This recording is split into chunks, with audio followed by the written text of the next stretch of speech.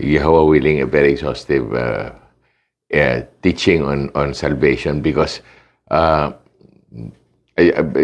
has been putting in me, in my spirit, that a lot of people do not fully understand the fullness of the salvation. Okay, so let me try to make it as Yahweh willing, as exhaustive and extensive as possible. All right. Okay, we can go on. If we're on, okay. Thank you so much.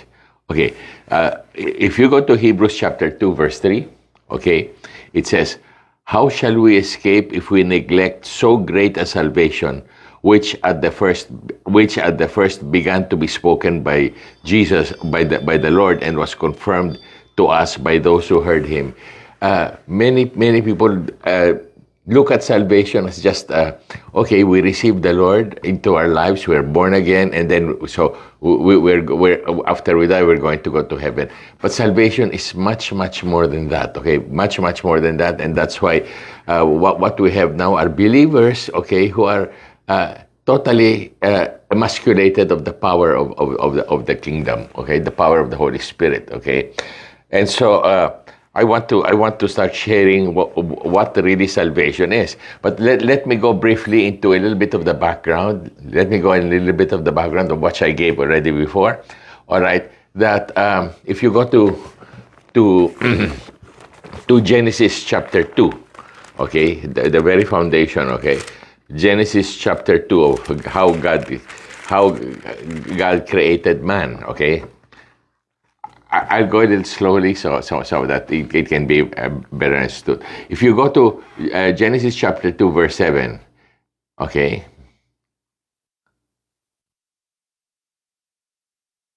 it says, "The Lord God formed the man from the dust of the ground and breathed into his nostrils the breath of life, and man became a living soul." All right? Okay. Man is composed of three things. The first thing he got was the ground of the earth to form our body. You must remember, he formed the body. But by the way, I want to point out something here. Okay, if you will notice in Galatians, in Genesis chapter 1, in verse 20, okay, let me see. Okay, verse 26. "Then God said, let us make man in our image, in our likeness, and let them rule over the fish of the sea, the birds of the air, and over the livestock of the earth, and over all the creatures that move along the ground." So, man was created to rule over the entire creation of God. That has never changed. That has never changed. And that is why many people, as I was sharing, many people do not understand, all right, when they hear the gospel, okay, the gospel, the good news, they think it's a gospel of salvation. It is not a gospel of salvation. It is the gospel of the kingdom. You see? Because when Jesus came here, he brought his kingdom. And when we receive Jesus into our lives, we not only receive the King, but we receive the kingdom. And we, based on that verse, we are supposed to rule in that kingdom. But before we can rule in that kingdom, you see, Jesus is in us, and his kingdom is in us. We have to live under the rules of his kingdom while we're still alive here on earth. You understand what I'm saying? So that is what salvation is. It's salvation of the kingdom. In other words, we are, when we get born again, okay, we receive the life of God. We receive the life of the King. All right? So the King should begin to rule in us. But when we receive his life, he still does not rule in us, because we have to learn how to start walking and living in the life of Jesus, which is the Holy Spirit. Okay? And the salvation is as we learn how to live in that life of the Holy Spirit, all right, we are beginning to learn how to live the life of his kingdom in us. The king is in us, and he brought his kingdom in us. So many people don't understand. They think, oh, when Jesus comes back, we will live under his kingdom. No, now we are called to live under his kingdom. You see? So it is the gospel of the kingdom. So you see in that verse, he says, let us make man in our image and let him rule. But we cannot rule over the reason God's people cannot rule is because they're not living under the kingdom. And because they're not living under the rules of the kingdom, which are in us, all right, we are emasculated of all the power. You see? There is power. It's a gospel. The gospel is a gospel of power for salvation. Okay, is that right? Now you see, God. So he says God created man. But if you go to Genesis chapter 2, I want from the very start for us to have that perspective of what God did. All right, because many people do not understand that we are supposed to have the power to rule. All right, so look at Galatians chapter 2, verse 7. The Lord God. What is the difference between Genesis 1 and Genesis 2? In Genesis 1 it says God created. God created. But in Genesis chapter 2 it says the Lord God. What was the difference between God and the Lord God? In Genesis chapter 1, God, when God created man, there was no relationship. But here in Genesis chapter 2, he gives his name. I am Yahuwah Elohim, who is forming. So you see the difference that when he formed Adam, the other one was just a creation. Here he formed Adam, the body, and he reveals himself in a personal way by giving his name, which he did not in Genesis 1. I am Yahuwah Elohim. You see, in other words, I am revealing myself to you in a very personal way. And therefore, he forms man. Okay, he says in Genesis chapter 7, Yahuwah formed the man from the dust of the ground and breathed into his nostrils the breath of life. So he gets the ground. Okay, he gets the ground. He breathes. He puts his lips on the mouth of one. He breathes his breath, the breath of God. He breathes it, and when he breathes it into the dust that was formed man, he becomes a living soul. Okay, so man is made up of three things: the body, the spirit, the breath of God, and he becomes a living soul. Okay, I already gave this before, but I just go very briefly on and give give a summary. Okay, so if we go now to Ecclesiastes, okay, Ecclesiastes chapter, let me see. Ecclesiastes chapter 12, I believe it is.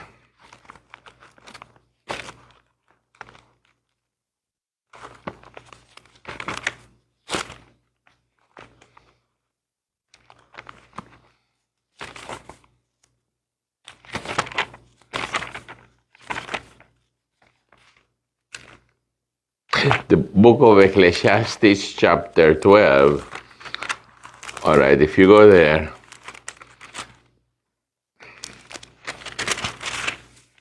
All right, it says, it describes what happens to man when he dies. Cuando muere, and when he dies. It says here in verse 6, remember God, him is God. Remember God before the silver cord is severed. That means before you die. Or the golden bowl is broken, before the pitcher is shattered at the spring, or the wheel broken at the well. And the dust, the body, the dust, returns to the ground. You're buried in the ground, okay? And the spirit returns to God. What is that spirit? The breath, okay? The breath. Now, that breath that is spirit, that gave life to us, that breath is the container that when we get born again, the Holy Spirit of God will come into that breath, which is spirit.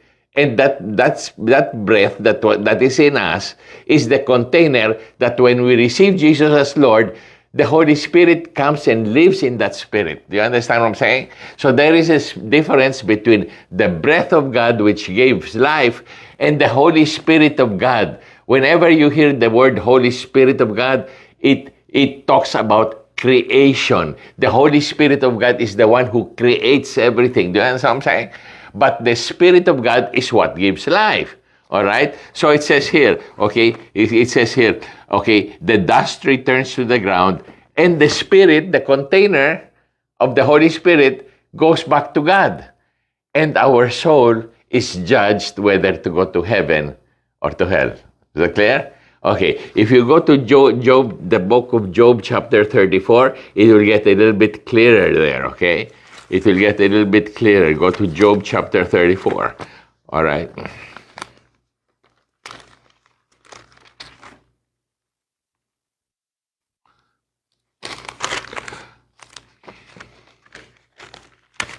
Okay, if you look at Job chapter 34, verse 4, it says, let me see.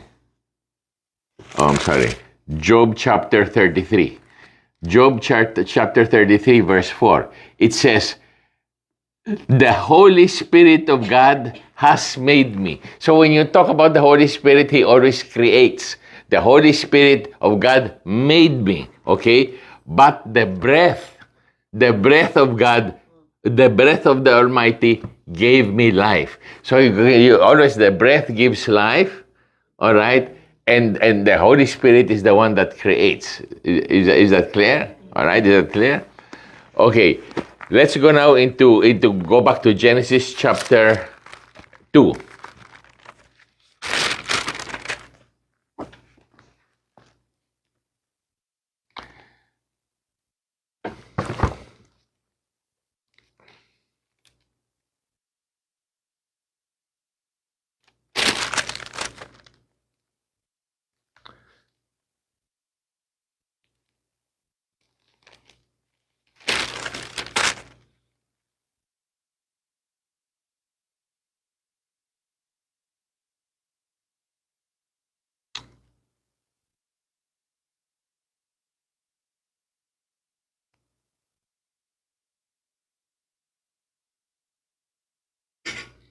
Okay, let's take a look at this.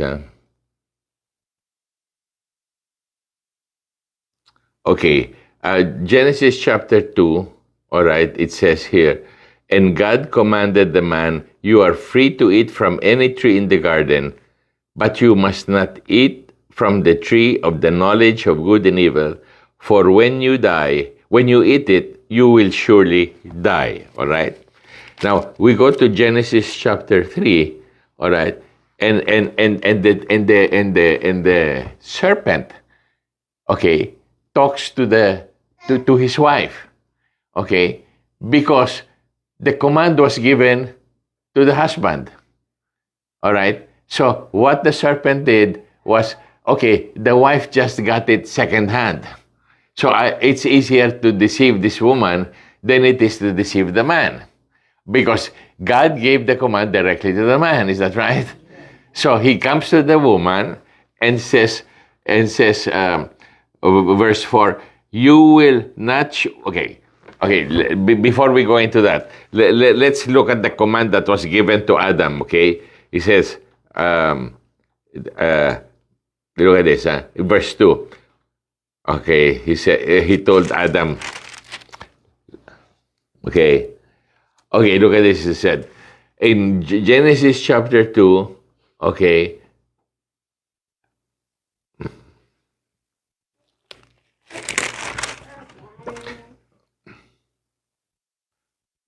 in Genesis chapter 2, verse 16, and the Lord God commanded the man, you are free to eat from the tree in the garden.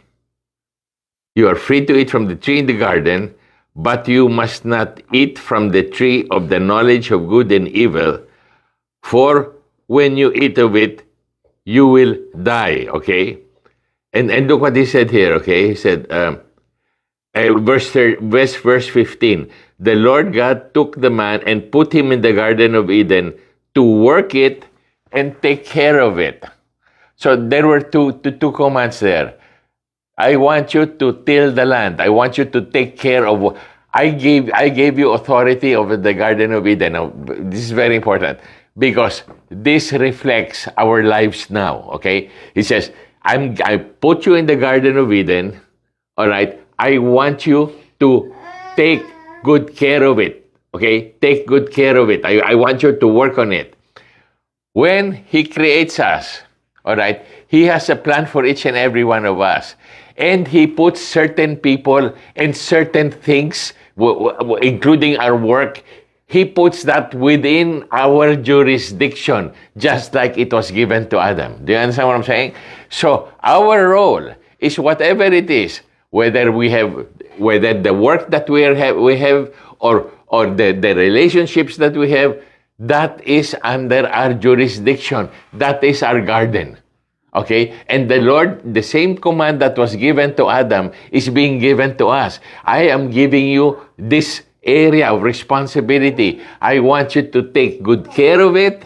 Okay, that's what He said. I want you to take care of the garden. And then He said, I want you to take care of it, and I want you to protect it. Okay, protect it. Protect it from whom? Protect it from Satan. Okay, so he was supposed, what was entrusted to him, it was told to the man to not only take care of what was entrusted within your area of jurisdiction, but you are supposed to protect it from Satan. Well, he failed. He failed because he allowed the serpent to come in, and he allowed the serpent to talk to his wife and convince his wife. So he was not able to protect it. Do you understand? That's why there was a judgment on him. And that judgment is still on us as men. Okay? It is still on us as men. Do you understand what I'm saying? Okay. So now, all right, when let's go now at how because this picture here is a picture of what happens to us now. Okay, let's go now to Genesis chapter 3. Okay, the serpent was more crafty than ever. Okay, in verse 1 he says, did God really say you must not eat from any tree in the garden? The first thing that will happen, he will indulge you in a philosophical conversation.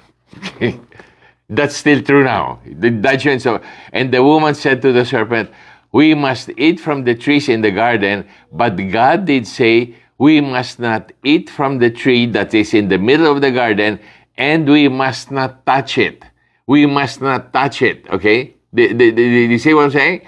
Okay. If you look, this is very, very... If you look at Deuteronomy chapter 4, all right? If you look at Deuteronomy chapter 4, all right? It says, okay, Deuteronomy chapter 4, verse 1 and 2. Look at what God says. Very strict, He says, okay? Very strict. He says, hear now, O Israel, the decrees and laws I am about to teach you. Follow them so that you may live and may go in and take possession of the land that the Lord your God of your fathers is giving you. Do not add to what I command you, and do not subtract from it, but keep the commands of the Lord your God that I give you. The moment she added to it, you must not touch it. When you add, whenever, and this is true for every denomination that will add to any law of the Lord, all right, it is going to cause chaos and confusion. All right, it will cause chaos and confusion. All right, and that is why when He says we must not touch it, then the serpent finally immediately said in verse 4, You will not surely die, the serpent said to the woman, for God knows that when you eat of it, your eyes will be opened. You will be like God, knowing good and evil. Satan will always deceive you, not by telling you a lie, but by mixing a truth with a lie. All right? What was the truth there? You will be like God. How will you be like God? It is not bad to want to be like God. When we receive Jesus, we are supposed to be like Jesus. We are supposed to be godly. Is that right? So it's not bad to be like God. That was not the sin of Eve. When he said, you will be like God, that was not bad. I mean, we want to be godly. Okay? How will he be like God? You will know good and evil. So, man was never supposed to know what good and evil were. How was he supposed to live? By every word that proceeds from the mouth of God. So you see, if you really think about it, why were we not supposed to know good and evil? Because God wanted to have a relationship with us. And He wanted to rule in our lives. So that if we do not know good and evil, we will come to Him and we will live by every word that He gives us. You see? And that relationship will have a personal relationship. But because, all right, we wanted to be like God, and that was not bad. We found out that we learned what good and evil was. Now, you see, He said, we will be like God, and we became like God. How did we become like God? Knowing good and evil. But we did not have God's character, so that we could not, we now were tempted by evil, because God knows good and evil, but He's not tempted by evil. So that was what was the wrong there. Do you understand? We became like God, but unlike God, God does not commit evil. But when we became like God, knowing good and evil, now we were tempted to do evil. Do you understand what I'm saying? All right. What was the sin? And this is the sin of Adam. It was not wanting to be like God. That was not it. Because when we receive Jesus, God tells us to be godlike. The sin was one of independence. Just like Lucifer. Lucifer wanted to be independent of God. He not only wanted to be like God, he wanted to be independent of God. And that is really what the main problem is with all the believers, with everybody in the world, okay? They have received the Lord, but they are independent. And our Western civilization emphasizes that fallen nature of desire for independence. That is what the Western world does. That's why you have brilliant people who get Western education, all right? And what Western... I'm not saying we should not get Western education. I am saying that Western education empowers the fallen nature to be independent and enables him to live successfully in this fallen world. But when you empower that fallen nature is ruled by Lucifer, by Satan, I should say. And therefore, he will run things independently of God. And the second thing is, not only is what happened was the independence, they were now self-centered.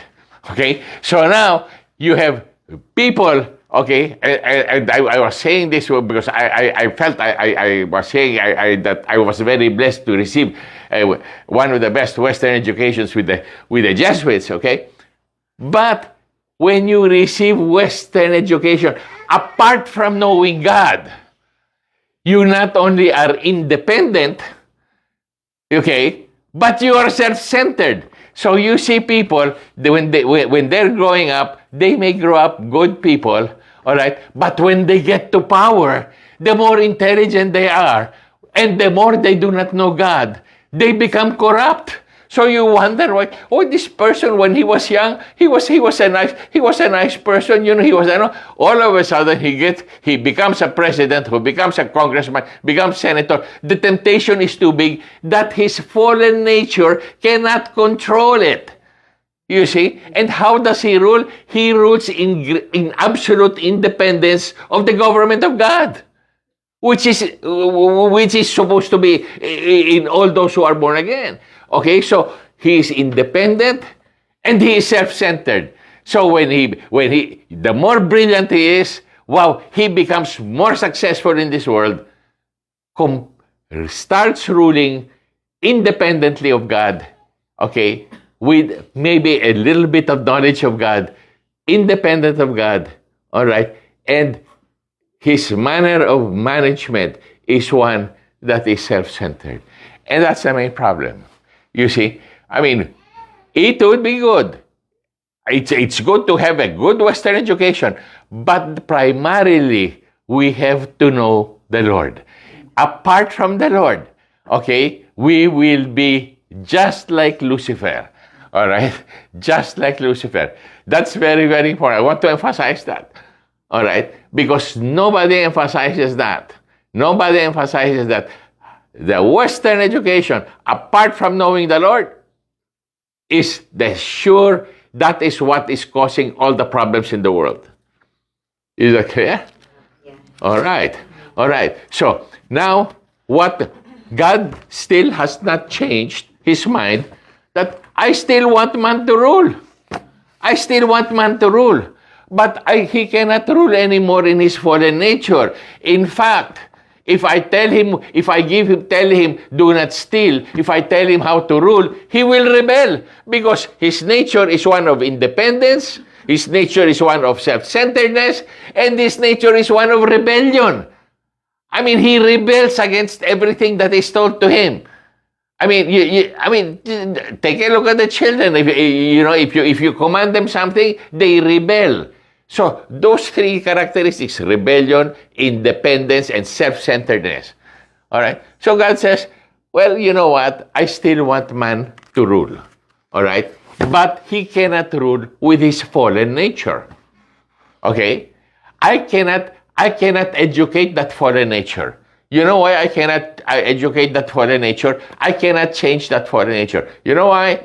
Because that fallen nature is one of Satan. Okay? So, what I'm going to do, I'm going to send my son, Jesus Christ, all right, to become man.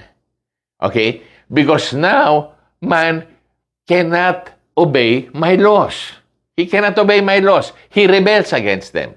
Okay? I need to send my son because I cannot forgive man until the wrath of God is appeased. Is that clear? Until the wrath of God is appeased. And this is what I want to show here, okay? All right.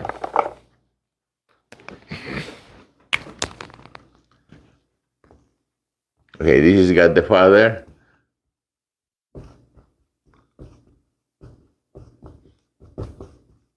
This is Jesus here.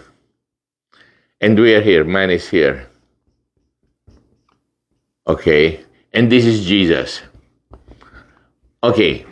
God the Father says, I cannot forgive man. Because you know why? I am God. I am holy. I cannot unite myself with man.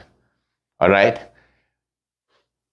I have first to forgive man. But for me to forgive man, they have to take away my anger. My anger. And for them to take away my anger, there has to be a sacrifice. And the sacrifice has to be perfect sacrifice without sin. Okay, without sin. That's the only thing I will accept. Not only is the sacrifice without sin, but that sacrifice, man, has to completely obey all my laws. All my laws in the Bible, all my laws, he has to obey. He has to be perfect. Man cannot fulfill that. So, Jesus came without sin. He fulfilled all the laws.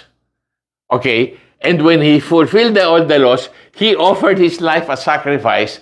He was born without sin. He fulfilled all the laws. So all the requirements of God the Father were fulfilled in Jesus. So when Jesus offered himself up, look, I already fulfilled all the laws. Man does not have to fulfill all the laws anymore. I fulfilled it for them. All right. When he offered that, all right, that is what you call, okay, propitiation, okay, propitiation, or atonement. All right. Now, what does that mean to say? Atonement. The propitiation means that sacrifice that I offered God the Father, it deflected the anger away from man. Because before Jesus did that, the Bible calls us children of wrath. So we were the children of the wrath of God the Father. But so what he did, that anger or that wrath, when he offered it, the wrath toward man was deflected. It was removed. And this atonement means he made man one with God. All right? In the Old Testament, you see that. Okay? If you see in the Old Testament, you see that when you have the temple the temple of the Lord, you have the outer court, you have the holy place, and you have the Holy of Holies. In the Holy of Holies, that's where God the Father is. And that's where the Ark of the Covenant is. Inside the Ark of the Covenant are the 10 Commandments, okay, which have to be fulfilled perfectly. The Ark of the Covenant has a cover. That cover is called the mercy seat. So when you talk about propitiation, all right, you talk about the mercy seat. In fact, the Greek word for propitiation is the mercy seat. Because in the Holy of Holies, the blood of Jesus is sprinkled on the mercy seat. When God the Father looks at the person sitting on the mercy seat, he does not see the 10 Commandments inside the Ark of the Covenant. He sees the blood of Jesus. And that's exactly what propitiation is. And it translates the word mercy seat. Okay, so when God the Father his anger toward man was removed. That act of Jesus caused him to redeem. Okay? Redeem man. Okay? What does redeem mean? When we were under sin, the picture is there is a market and Satan brings all of us who are under sin to the market to sell us to the highest bidder. That's the picture.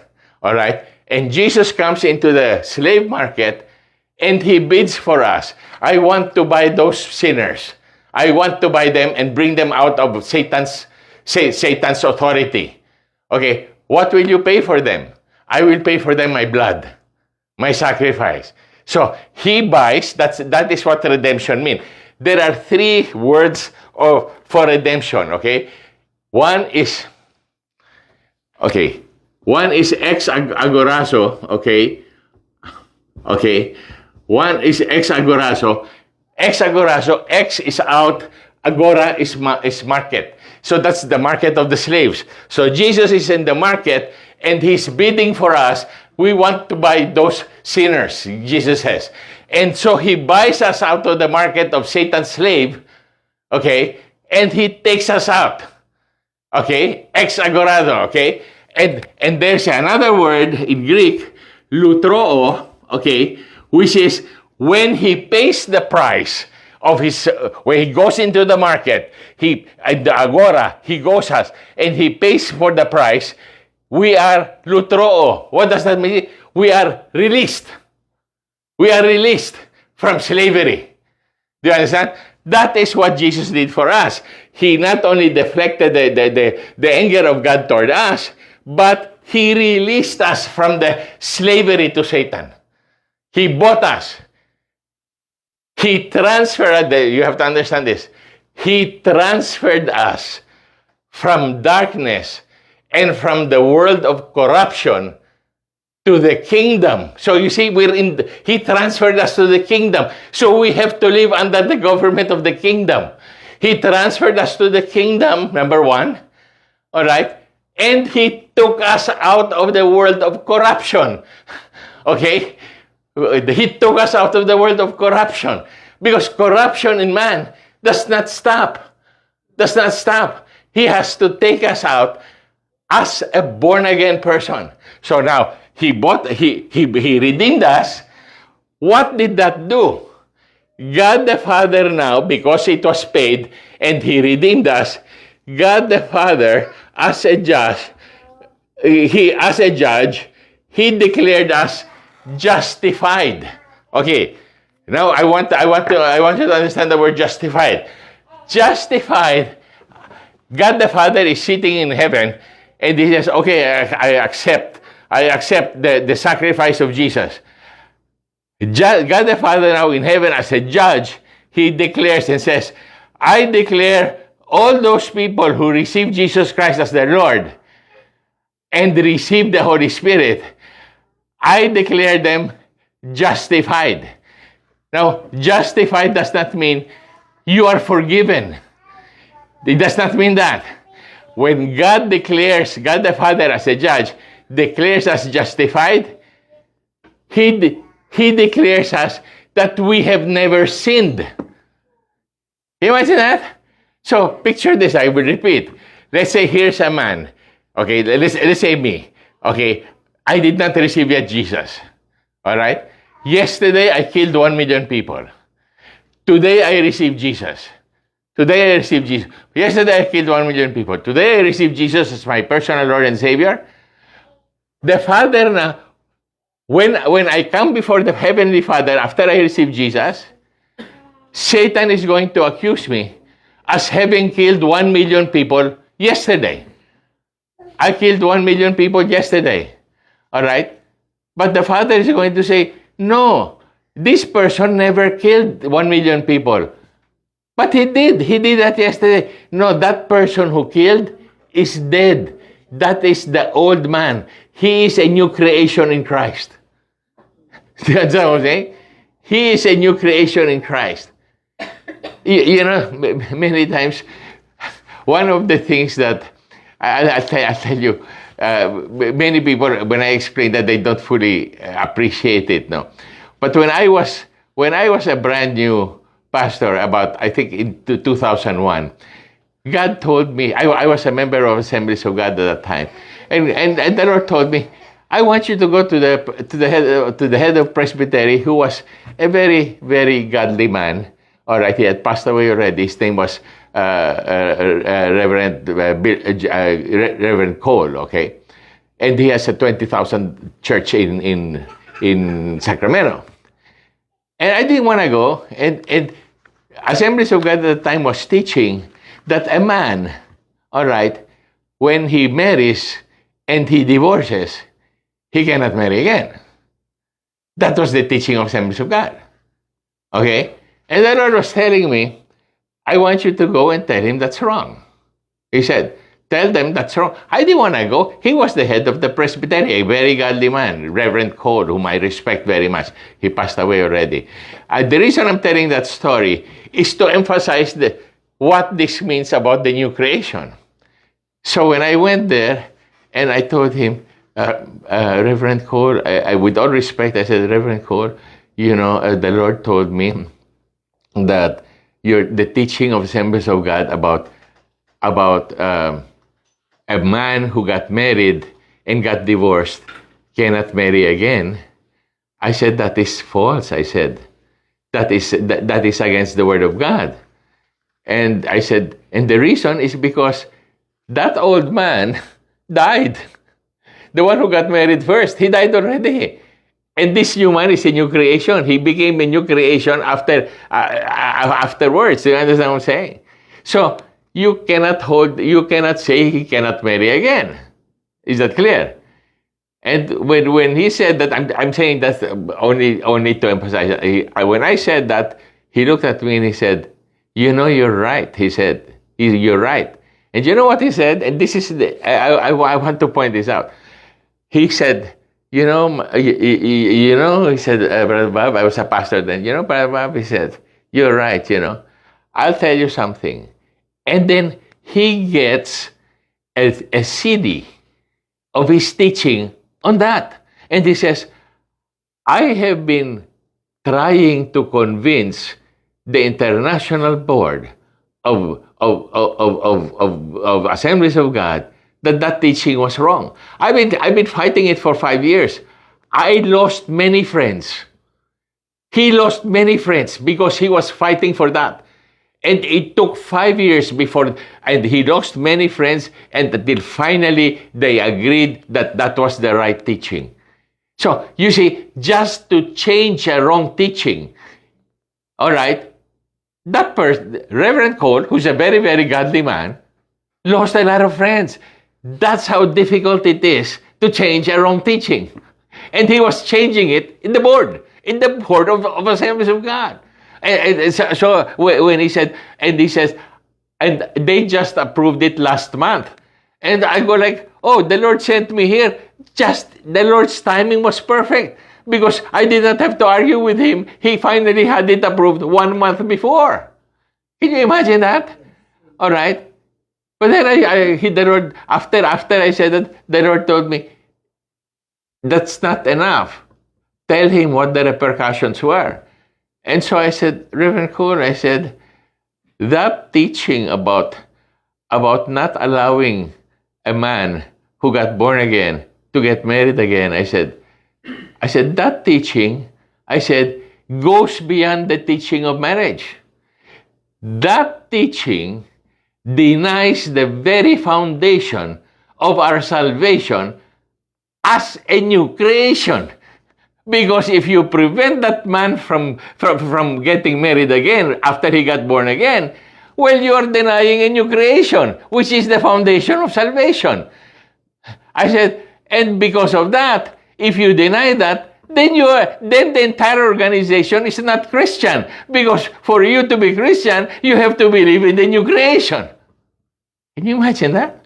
I'm explaining that because many times we get teachings like that and we don't see that denominations come against the very foundation of certain teachings, all right, without fully realizing it. They know it's a new creation, but when it applies to certain laws, they don't treat it as a new creation. But with Jesus, when he died, there were two people, and one repented, and as soon as he repented, he said, today you shall be with me in paradise. You see, it is so easy to understand a certain teaching, a certain teaching of the Lord. It is so easy, but when we apply it in different circumstances, it gets muddled. It gets muddled. You see, that's why I felt I had to take time out for that. So that is what justification means. All right, that is what justification means. Just as if you never sinned. Because if you are only forgiven, let's say you are sentenced to jail and you are forgiven. When you are forgiven, you leave jail, you have a record in the jail. But if you are a new creation, you don't have a record at all because you're a completely new creation. Is that clear? All right. All right. That's clear, huh? Okay. Now, I want to give a general idea of what salvation will include. If you go to the book of Mark. Please go to the book of Mark.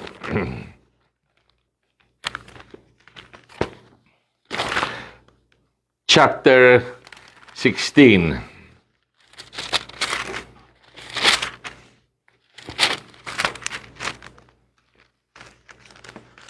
Verse 15 to 16. He says, he said to his disciples, go into all the world and preach the good news to all creation.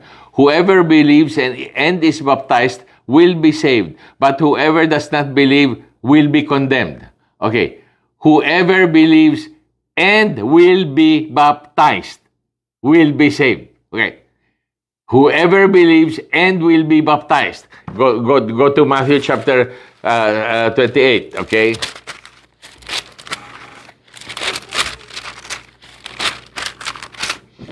Go Matthew chapter 28, verse 18. Then Jesus came and said to them, all authority in heaven and on earth has been given to me. Therefore, go and make disciples of all nations, baptizing them in the name of the Father and of the Son and the Holy Spirit, and teaching them to obey everything. So, what does salvation include? Includes not just confessing with your sins, it includes water baptism. Okay, it includes water baptism. The book of Acts, chapter 16. Okay, the book of Acts, chapter 16. Okay.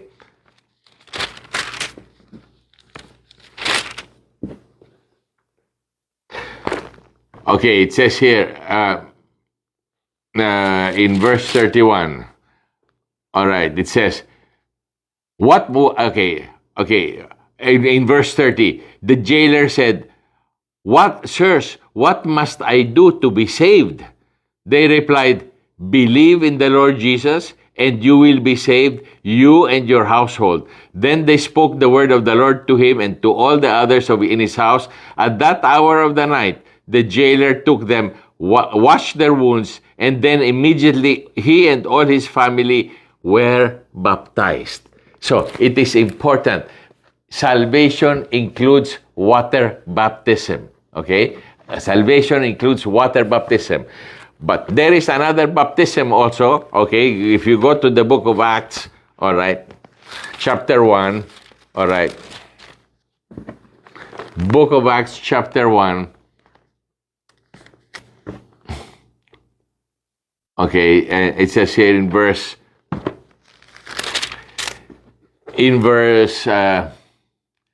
7, Jesus said to his disciples, it is not for you to know the times or the days the Father has set by his own authority, but you will receive power when the Holy Spirit comes on you, and you will be my witnesses in Jerusalem and in all Judea and Samaria and to the ends of the earth. So what other baptism is required? This is not required for salvation. This is required, he says here, okay, verse 8, you will receive power. So this is not required for salvation, but it is required for power.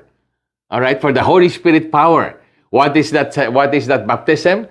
Baptism of the Holy Spirit. All right, so I just want to give that. Salvation requires, okay, in Romans chapter 10, which you already did, okay? But in Romans chapter 10, if you will just take a look there, all right. It says, in verse 8, but what does it say? The word is near you, it is in your mouth and in your heart. That is the word of faith we are proclaiming, that if you confess with your mouth Jesus is Lord, and believe in your heart that God raised him from the dead, you will be saved. For it is with your heart that you believe and are justified. There. It is with your heart that you believe and are justified. Can you imagine that? You are justified. And it is with your mouth that you confess and are saved. Is that clear? Is that clear? Okay, let me go now into so you have already received the Lord, okay? Now, there are 4 steps that are required. Number 1, repent. What does repent mean? Okay, repent. You know, I love the way it is written both in Greek and Hebrew. All right, in Greek, repent means is metanoia. Metanoia. What does metanoia means? Change the way you think. Many people think repent is just you repent of your sins. No, repent includes this. Repent is metanoia. Change the way you think. What do you mean change the way you think? You are living now, all right, a self-centered life. You are living a rebellious life. You are living an independent life. I want you to change that thinking and live begin to live under the government of the Lord. And for you to live under the government of the Lord when you receive Jesus, you have to completely change the way you think and begin to think the way the Lord does. Okay? Is that right? So that's what repent means.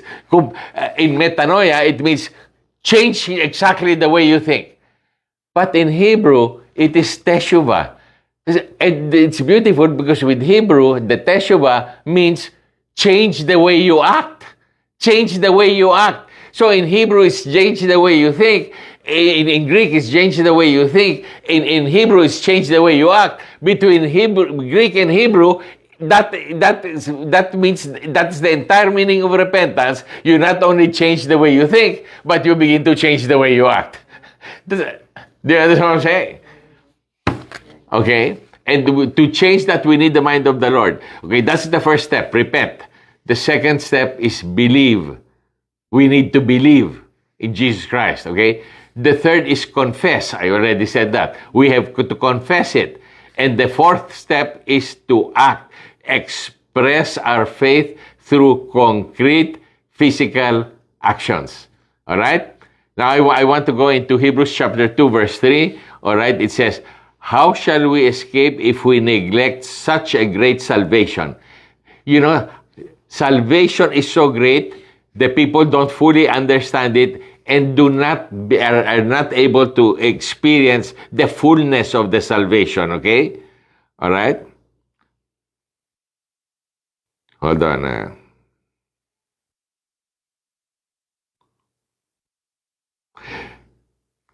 I want you to see how Paul describes salvation, okay? In Ephesians chapter 3, verse 14 to 19. For this reason, I bow my knees to the Father of our Lord Jesus Christ, from whom the whole family in heaven and earth is named, and that he would grant you, according to the riches of his glory, that you be strengthened with might. See, it is about power of the kingdom, that you be strengthened with might through his Holy Spirit in your inner man, in your spirit man, that Christ may dwell in your hearts through faith, that you may be rooted and grounded in love, and may be able to comprehend with all the saints what is the width, the length, and the depth, and the height, and to know the love of Christ which surpasses knowledge, that you may be filled with the fullness of the Godhead. That's fantastic. That is what salvation really is, okay? That's really what salvation is. Now, as I said, okay, I said salvation has two words, exagorazo and lutroo. I already explained that. But I want to explain another word of salvation that many people do not fully understand. And that word is, okay, look here. In Greek, or sozo. All right? That is salvation. But many do not, they understand exagorazo, they understand lutroo, but they don't understand sozo. I'm going to explain that now, what salvation is as defined by that word. Okay, is that clear? Okay. Sozo really means, okay, or soteria, sozo, means to rescue. Please listen to this. To rescue you from the enemy, to deliver you, to protect you, to bring you to safety, okay, to keep you from danger, to restore health to you, all right, to preserve you. That is the meaning of soteria and sozo, all right? So let me give you now, okay, so in everyday ancient Greek, this word sozo refers to physical safety, to surviving a storm. If you are undergoing a storm, if you're undergoing, let's say, you're undergoing great problems, sozo, protecting you from the chaos or from the problem, is salvation, as defined by sozo. I'm trying to explain what salvation is, okay? So it means that you are taken, you are in the midst of danger, but he protects you from danger, or you survive a storm, okay? Or you are in a shooting match, you're in a gun battle, and he protects you. When he protects you, He sozos you. He saves you. That's salvation. That's part of your salvation in Christ. That's part of it. Many people don't understand it. That when you are in the midst of shootout, that salvation that you received is working in you because it's part of it to protect you from the people who are being shot. You see? That's sozo. Okay? That's what it means. Okay? So I'm giving you the entire meaning of salvation, which the people don't know. Okay? Like, okay, I'm going to go into a certain place. There is a lot of shooting there. Yeah, but I have been saved. Okay? I mean, So, okay, is that clear? Okay? So it's more than just having our sins forgiven. Okay? It's more than just that. Is that clear? All right. Now let me give you.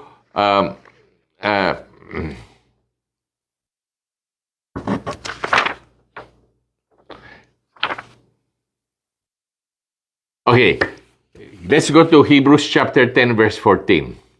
Okay, it says, "For by one sacrifice, the sacrifice of Jesus, God has perfected, all right, forever those who are being sanctified." In other words, you are perfect already. Okay, let me explain that.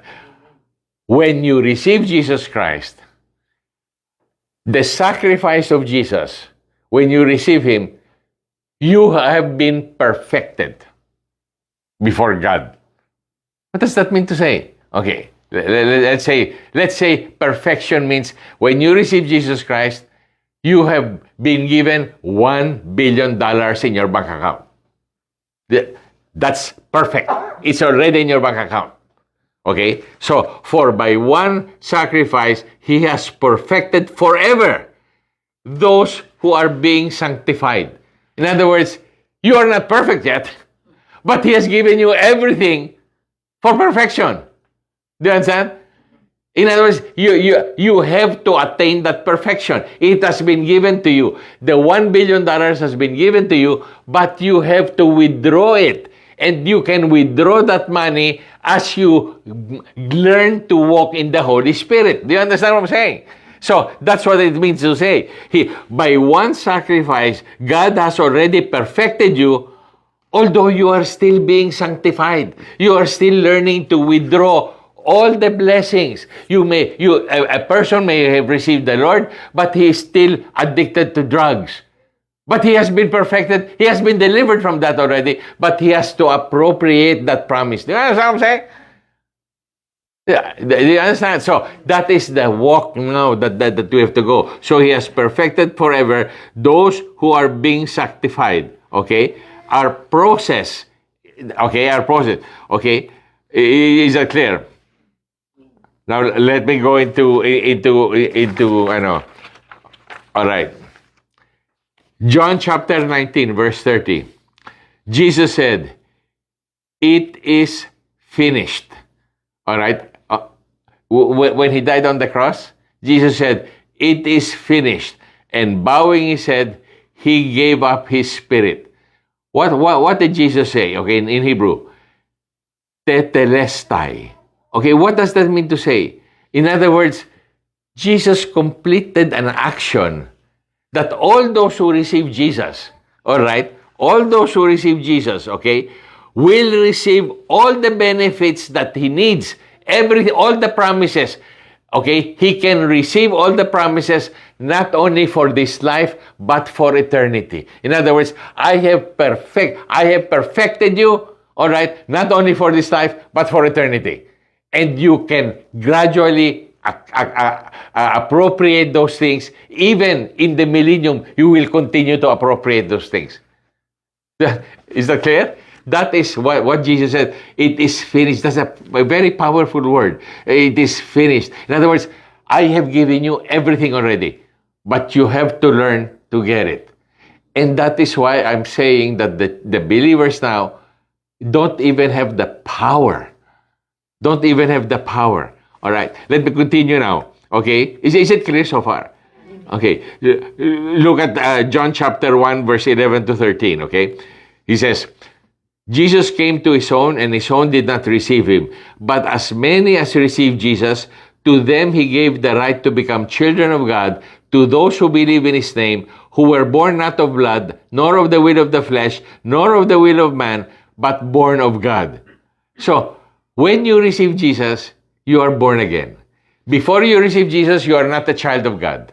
Okay? When you receive Jesus, you receive the life of God, the Holy Spirit. All right? That remember, the Holy Spirit enters your spirit. Okay? So when you receive that, when you receive Jesus, that is the only time you become a child of God. Before you receive Jesus, you are not a child of God. You are a child of wrath, a child of anger of God. That's what the Bible. I'm just quoting the Bible. You were created in the image of God, but you are not a child of God. Okay? But when you receive Jesus, you receive the Holy Spirit, and that Holy Spirit is the life of God, and that is what makes you the child of God. Now remember, you must remember, the kingdom of heaven is not earned by living a good life. The kingdom of heaven is inherited by the children of God. So you have to become a child of God if you want to go to heaven. You go, I don't need to be a child of God. I don't need to receive Jesus. I just live a good life. All right? No. Heaven is inherited. You become an heir of heaven. Okay? It is reserved for the children of God. Is that clear? So, that new birth is a one-time experience. That new birth is a one-time experience, okay? But now I'm going to go a little bit deeper, okay? New birth is... Now, listen to this. New birth is a one-time experience, but salvation is an ongoing, continuing process. New birth is a one-time, you only experience it one time when you receive Jesus, but salvation is an ongoing, continuing experience. And it is expressed in the Bible through three tenses, all right? I'll give you the Ephesians chapter 2, verse 8, okay? And they use the verb in the perfect tense, okay? For by grace you have been saved through faith, and that not of yourselves, it is a gift of God. Okay, the tense there is a perfect tense. What does that mean to say? Okay, for by grace you have been saved through faith, and that not of yourselves, it is of God. The perfect tense means to say that when you receive Jesus that particular time, the effect of the salvation is continuing forever. Okay? That is the perfect tense. You received once, but that one time that you received is the results of that continue up to the present time. That's the perfect tense, okay? And now you have the past tense in Titus chapter 3, verse 5. Not by works of righteousness which we have done, but according to his mercy, he saved us through the washing of regeneration and renewing of the Holy Spirit. That is a simple past tense, okay? But according to his mercy, he saved us. You probably remember when you received Jesus Christ and confessed with your sins. That is a one-time salvation. That's the simple past tense. It only happened once. You received Jesus once, okay? The perfect tense is you receive Jesus once, but the effects are continuing, okay? Okay, now, there is the continuing present tense, okay? 1 Corinthians chapter 1, verse 18. For the message of the cross is foolishness to those who are perishing, but to us who are being saved. So, when you receive the Lord, you're still being saved up to now. Okay? But to us who are being saved, it is the power of God.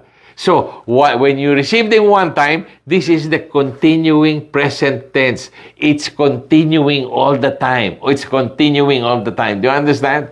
So, that is why many people don't understand it, that it is a continuing present tense, that there is so much more that we can get, so much more blessings that we can get that we have not experienced. Because they only think of salvation as, okay, my soul is saved. Okay. Do you understand what I'm saying? All right. So now we are going to explain the word sozo, which is, and I want to explain it, okay, so that we will see, all right, because many people, you won't believe this, that many people don't even know whether they should pray for healing or not, okay? Okay, because they don't know, they don't know what salvation is. Okay, sozo. I'll give you the passages. Matthew chapter 14, verse 35, okay? Matthew chapter 14, verse 35. And when the men of that place recognized Jesus, they sent out into all the surrounding region, brought to him all who were sick, and he begged that they might only touch the hem of his garment. And as many as touched it were made perfectly well. Sozo. That is part of your salvation. When you receive Jesus, you can expect that. You can appropriate that if you believe it, because that's not apart from your salvation. That is included in the package of your salvation. Okay? Praise the name of the Lord. Okay? Okay? So it says, and as many as touched it were made perfectly well. All those were thoroughly healed who were saved. Healing is not an addition to salvation. Healing is sozo. It is a part of your salvation. So you have to expect it. You have to believe in it. Okay? Salvation is a fantastic thing. Okay? Okay? Look at the Romans chapter 8, verse 11. But if the spirit of him who raised Jesus from the dead dwells in you, he who raised Christ from the dead will also give life to your mortal bodies through his Spirit who dwells in you. There is healing. Just a month ago, my sister here, her cataracts. You were going to have your cataracts, operated, and as we were fellowshipping, it disappeared. It disappeared. All right. I mean, I would say I was experiencing some bleeding. My sister-in-law said I was experiencing some bleeding a few months ago, and the Lord healed me completely. The Lord healed me completely. Okay. So sozo means save, keep safe, preserve, rescue, make well. Let me give you another passage. Luke chapter 8, verse 25 to 36. Then they went out to see what had happened and came to Jesus and found the man from whom the demons had departed, sitting at the feet of Jesus, clothed in his right mind, and they were afraid. They also who had seen it told them by what means he who had been demon possessed was healed. That word healed, sozo, that is still part of your salvation. So how come most churches are not experiencing healing and deliverance? Okay? They're not. See, there is so much in salvation, but the believers have been emasculated of the power of the gospel of the kingdom.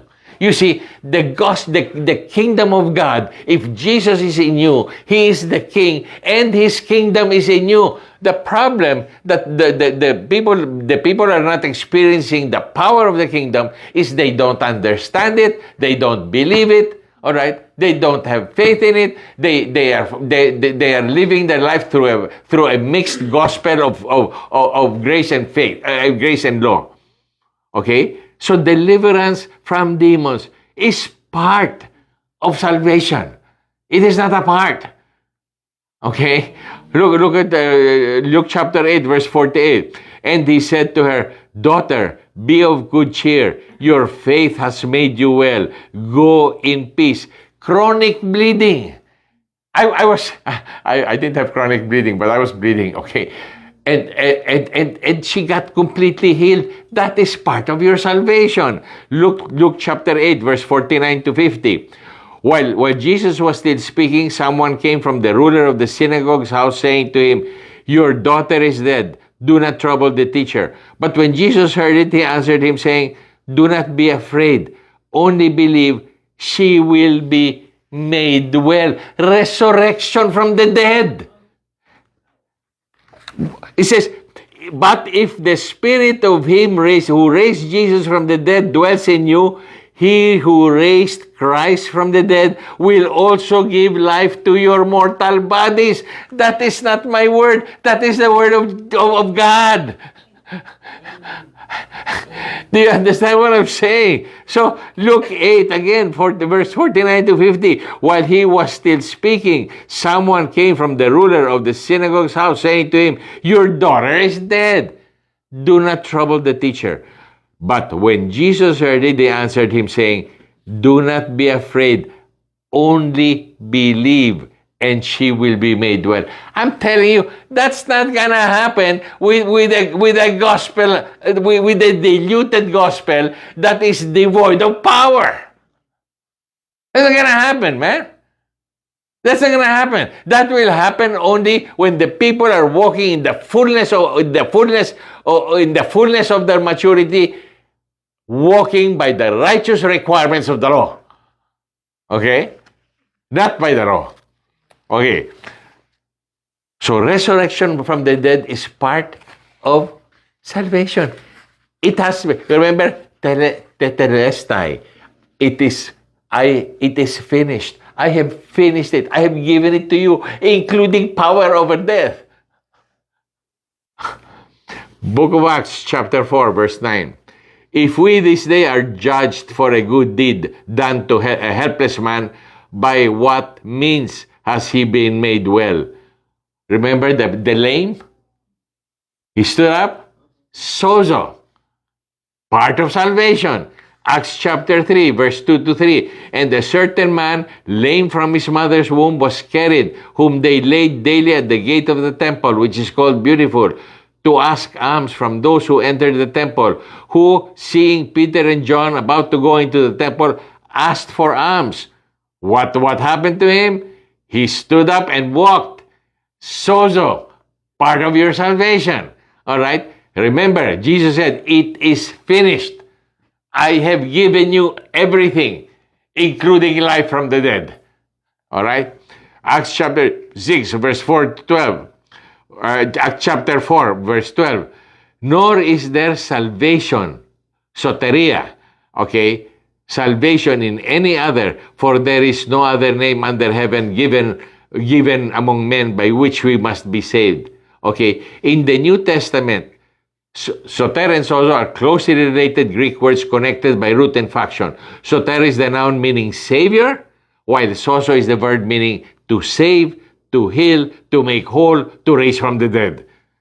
Simply put, soter is savior, and the one who performs the action of sozo, of healing, of raising from the dead, all right, of protecting from problems, is the savior. Acts chapter 14, verse 8 to 10.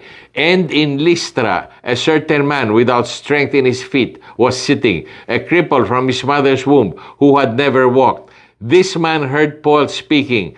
Paul, observing him intently and seeing that he had faith to be healed, said with a loud voice, stand up straight on your feet, and he leaped and walked. He had faith to sozo, to be saved. Not to be healed, to be saved. So healing and saving are the same. All right? Sozo. 2 Timothy chapter 4, verse 18. And the Lord will deliver me from every evil work and preserve. So, deliverance from every evil work. And preserve me for his heavenly kingdom. To him be glory forever and ever. Deliverance from every evil work, from all your attacks on your mind that you keep saying, that is part of your salvation. That if you still suffer from that, you have not appropriated the power to protect your mind from all that. That is that is not extra. That is power of appropriation, the power of surrender, the power of allowing the kingdom of God to rule in your life. That's what it is. It's not religion. It's not religion. It's the power of the kingdom of God in us. Okay? Salvation is an ongoing process of being preserved. I will repeat. Salvation, sozo, is the ongoing process of being preserved in every threatening situation. Every threatening situation, whether it be sickness, whether it be a gun battle, whether it be, there be terrorism, salvation, sozo, has been given to you to appropriate, to protect you during times where there is danger. Salvation, sozo, encompasses spiritual, mental, emotional, physical, relationships, financial, both in time and in eternity. Many people go like, okay, there are relationships that are not yet healed, all right? But if you are in the Lord, I'm telling you, I know that there will be a lot of restoration of relationships. There is no question. No question. Number one, it's in His Word. Number two, He told me. Okay. Okay.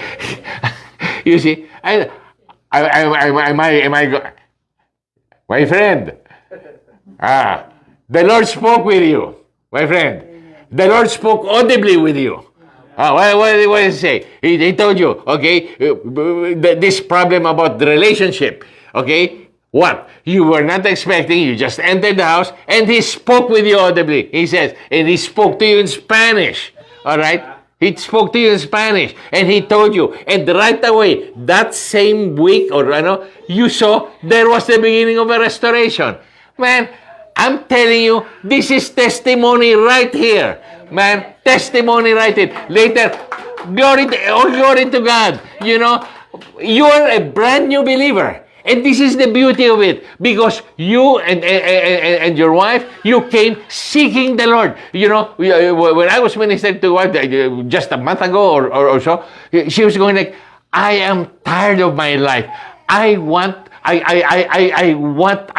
a completely change in life. And within a month and a half, God speaks with you audibly. And you just received the Lord less than a month before that. But it was your heart. And what happened? Well, that relationship that had been broken, immediately it happened. In the week. I was telling you when you first came, I said, the Lord is calling the two of you. I told you that. Is that right? But it's all glory to God. You see, this is the end times, man. We are not into religion. We are into the government and the power of God. And the Lord said, the first shall be the first shall be last, and the last shall be first. Because it is so much easier to teach. That you and your wife never even opened the Bible before that. I mean, you didn't know anything. But when I started ministering to you, all right, that was the first time. In fact, this is just your second Bible study. But after your first Bible study, the Lord spoke with you audibly.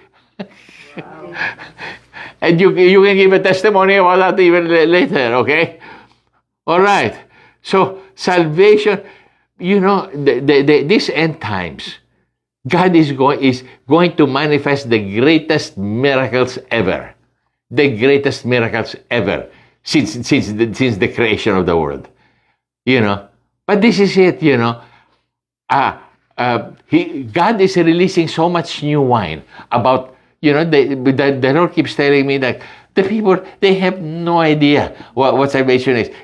Jesus said, I will repeat that 2 Timothy chapter 3, okay? It says in 2 Timothy chapter 3, it says, God says, verse 1, but mark this, there will be terrible times in the last days.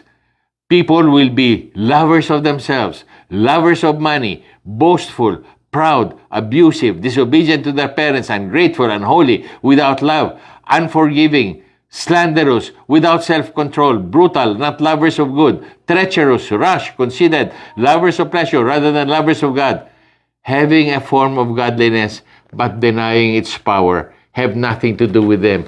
That is what characterizes most of the churches. They have a form of godliness without the power because the gospel is a mixed gospel. It's not the pure gospel of the power of the Lord. Okay? Now, what time is it? 8:44. What was that? 8:44. Oh, did I go on for how long have I gone on? 1 hour and a half. Okay, the next topic that I wanted to go to was what happened on the cross.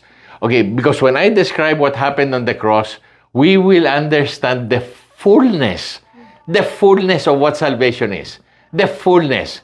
But you know, I think I will reserve that for next time because I want the people to really get to understand what is the fullness of that salvation. What did Jesus Christ do on the cross? What did he purchase for us? Do you understand what I'm saying? Okay, and you know what? I'll tell you the truth. Okay, you know, one of the things that the Lord has been making me share is about the reason why there is no power in the gospel of today. Okay, because they never really understood that right now, okay, when we receive Jesus, we receive the government of the kingdom. We receive the government of the kingdom. And many people go like, when Jesus Christ comes back, He's going to establish His government and we're going to live under His government. No. He has put His government right now in our lives when we received Him. We have received not only the King, but the government. And that power of the government. The power of His government. The power of His government. Okay, He gave us the keys to that government, to the kingdom of heaven. He gave us the keys of that. You see? We have to understand that. He gave us and many denominations, they have denominational rules which contradict and the word of God and emasculate the power of the gospel. All right? The power of the gospel. Really. All right? And you know, but the new ones, like you, all right? I mean, it's so fast. It's so fast. This is only your second Bible study, but Yahweh's talking to you right away. Audibly. I mean, how many people have heard, I haven't heard the Lord speak to me audibly. Okay? The Lord speaks to me all the time, all glory to Him, but not audibly, the way you heard, and in your language.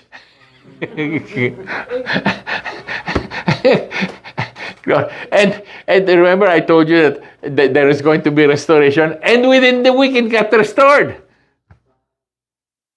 Your cataracts, you wanted to have it operated, your cataracts, and then immediately you go to Pastor Bob, it's gone.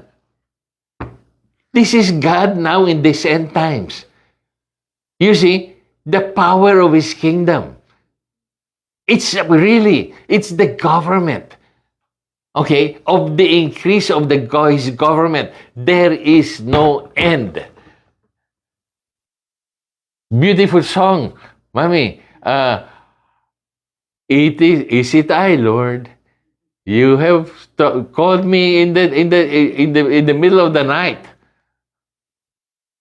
It is powerful, powerful. Okay. God is coming with signs and wonders. And I will end with this. Okay? The restoration of the church, which was emasculated. All right? Although it began on October 31, 1517 with Martin Luther. Okay? It began. Why? Guess how the church started to get restored. The church had completely gone into darkness, and guess what God revealed to Martin Luther to begin the restoration of the church. You know what He gave? And it is by grace that you are saved through faith, and that not of your works, so that no one can boast. That was the first. In other words, You are saved by grace through faith and not by obeying the law. That was the first thing for the restoration. But up to now, people are still living under the law. Okay. And then what happens? Okay. Then from October 31, 1517, they started coming back. God started revealing, it went into holiness. It started revealing. But in 1900, you believe in 1900, I found out that as soon as we hit January 1, 1900, okay, do you know that there was a girl, okay, a believer in Kansas? Okay, it's funny. It's again Kansas City Chiefs, no? In Kansas. Okay, she was in a Bible school, and she on January 1, this girl goes to her teachers in Bible school and tells her, "Can you pray for me? I want to receive the gifts of the Holy Spirit." And when they prayed over her, the gifts of the Holy Spirit were poured out on her. The first time after hundreds and hundreds of years that spiritual gifts had disappeared. On January 1, 1900. Can you imagine that? So on January 1, 1900, this is the restoration of the church. The church is beginning to be restored because it had really gone into, So what happened was the spiritual gifts were poured upon this young girl, okay, who was very innocent. She goes to her teachers and teachers ask the teacher, and the teachers prayed over her. They have never seen spiritual gifts in hundreds of years, not believing that she was going to receive it. But this child received it. And that opened the door in 1900, in 1906, for the Pentecostal movement to begin. The Pentecostal movement, Azusa. So the Pentecostal, this is the restoration of the church. All the spiritual gifts were poured down in the Pentecostal movement, all right? And guess what? Okay, that Pentecostal, that means the full gospel already, all the gifts of the Holy Spirit were poured down. And then in February 17 to 19, again, February 17 to 19, 1967, those gifts, okay, began to manifest in the Catholic Church through the charismatic movement. It was born February 17 to 19. So you see the restoration of the church. I'm just showing you the restoration of the church for the end times. Okay, February 17 to 19, all those Pentecostal gifts that began in 1900, on February 17 to 1967, the Catholic Church begins this. All of a sudden, the Holy Spirit pours down these charismatic gifts. All right. Now, in 1980, okay, so the gifts have now been restored. The gifts have now been restored.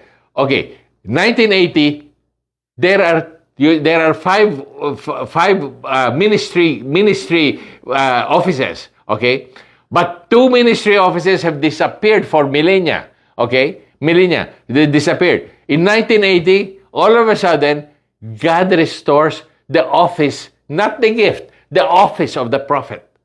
Not the gift. The gift of the prophecy had already been restored. But the office of the prophet, all right, was restored in 1980. In 1990, the office of the apostle was restored. Remember, when the church was launched, the apostles were first. But now, the apostles were restored last, 1990. All right? So you see the restoration of the move of God. And then, all right, Bob Jones, all right, which I already shared, Bob Jones, a very anointed prophet in the 80s, all right, the Lord told him in the 80s, he said, I want you to prophesy that when the Kansas City Chiefs win the Super Bowl, I am going to release the chief apostles. He says, I'm going to release. The office was restored in 1990, but the releasing of the chief apostles was, he said, Bob Jones said, I'm going to release it when the Kansas City Chiefs win. Well, the Kansas City Chiefs have been winning, but one funny thing happened to me. I have not been watching football for a long, long time. I have been watching football for over 20 years. All of a sudden, I was in the room closeted with the Lord, and when I turned on my computer, all right, all of a sudden there was the game of the 49ers. I know right away it was the Lord. I said, okay, Lord, you want me to watch? I haven't been watching for over 20 years. And then shortly after that, I said, so you want me to watch? I said, so every time the 49ers would have a game, the Lord would put it on. And then that year, 2024, man, the 49ers they had won the game. In overtime, they had won the game, but they misunderstood the interpretation of the overtime rules. And they lost it to the Kansas City Chiefs. February 11, 2024. And the Lord told me, that's the date. I'm releasing my chief apostles. He goes, I'm releasing my chief apostles. And now, all right, since then, but now, all right, God is restoring. He had restored the spiritual gifts. He restored the fourfold ministry and the fivefold ministry, including prophet and apostle. The purpose is to unite the body in faith and in the knowledge of the Son of God. And I've been preaching for the past 15 years that the denominations, God used denominations to divide the body of Christ. He used denominations, okay? And then I find out that for the past 50 years, the last 50 years, in America alone, all right, all the denominations, members of the denominations, have been diminishing in great quantities for the past 50 years. All major denominations have been, we know that the Catholics, many are leaving, okay? And what happened was the non-denominational churches, okay, which was 5% only 50 years ago, today is 30%. So in the entire America, there are only two. Well, number one, the non-denominational increased from 5% to 30%. God is taking them out of the denominations because He's uniting His body in the knowledge of the Son of God and in the faith. So 30%, and the only one that can match the 30% in America are the Catholics. And all the other denominations comprise only 40%. 7% of which is composed of Pentecostals. So God is making this move of uniting the body by removing denominational rules. You know, my sister here, after listening to the teaching last Thursday, she said, I feel free. I feel free from all these denominational rules. You told me this. I feel free from all these denominational rules. You know, you cannot have your baptism because you're not a member of the church. You cannot be married here because you're not a member of church. You're not a Catholic. You cannot receive communion even if you're a pastor. Okay, we will just bless you. All these denominational rules are against the Word of God. Because in the book of Acts, he said, let us not make it difficult. That's what they said. Let's not make it difficult for the Gentile believers to come to the Lord. Said that. So why is it making it difficult for the Gentile believers? No. God is showing His power. He is the Lord. And He alone is going to rule. He alone is going to rule, not denominations. And right now, what is being restored after restoring the spiritual gifts, after restoring the fivefold ministry, now what He's restoring, when He released the apostles, He's restoring the purity of the Word, the purity of the Word of God. He's restoring. And it's coming against, and I've been teaching that the gospel of most believers is a false gospel. Okay, and I've already finished 7 teachings, but the Lord wants me to continue.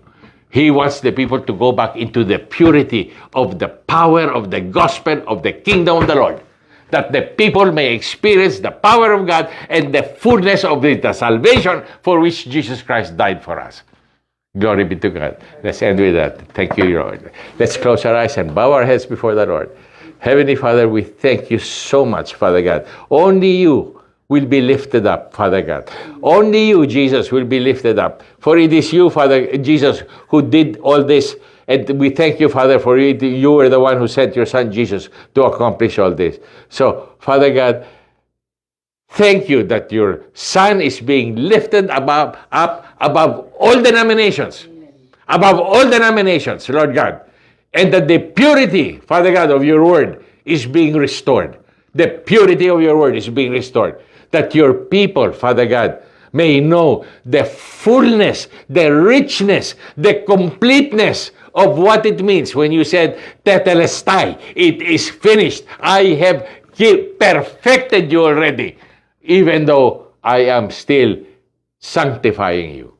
Father, may we know the power of your salvation, your resurrection, and your ascension in heaven. But we may experience the power of being seated with you at the right hand of the Father in heaven. Thank you, Father God. We give you all the praise, honor, glory, and thanksgiving in Yahushua's mighty name. Amen. Thank you. Amen. Thank you, Jesus.